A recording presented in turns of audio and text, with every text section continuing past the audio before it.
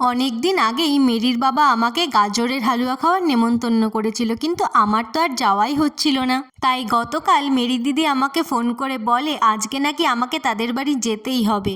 আর আমিও ভদ্র বাচ্চার মতো ওর কথা শুনে ওর বাড়ি চলে যাই। আর যাওয়ার পথে স্কুটিটা দিয়ে যাই গ্যারেজে, কারণ স্কুটিতে কিছু প্রবলেম দেখা যাচ্ছিল। আর গ্যারেজ থেকে মেরিদের বাড়ি খুবই কাছে, তাই আমি পায়ে হেঁটেই চলে যাই। আর ওদের বাড়ি পৌঁছে আই অ্যাম তো অবাক, কারণ আজকে গোলুর জন্মদিন আর আমি সেটা জানতামই না। বার্থডে বলে কি বার্থডে বয়ের সাথে আমরা একটু মজাও করব না? আর এই দেখো, এটা হচ্ছে জেলি, যেটা আমরা ছোটবেলায় খুবই খেতাম, কিন্তু এখন আর একদমই পছন্দ না। পছন্দ না হলে কি হবে, বার্থডে বয়ের সাথে এটা জোর করে কেড়ে নিয়ে খেয়ে নিয়েছিলাম। এই দেখো, এখন আমাদের বার্থডে বয় তার আঁকা ছবি আমাদের দেখাতে বসেছে। আর ছবি দেখতে দেখতে হঠাৎই তার একটা ছবি আমাদের সামনে চলে আসে। ছবিটা কি সুন্দর লাগছে, তাকে কি কিউট লাগছে, তাই না?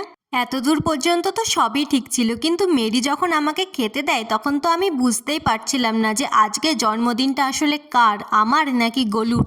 এখন হয়তো তোমরা ভাববে যে আমি খেতে গেলাম গাজরের হালুয়া, আর এখানে তো গাজরের হালুয়াই নেই। আরে বাবা, আছে আছে, সবই আছে। আসলে এত খাবার খাওয়ার পর আমার আর গাজরের হালুয়া খাওয়ার ক্ষমতা হয়নি, তাই মেরি দিদি এখন আমাকে ওটা পার্সেল করে দিচ্ছে।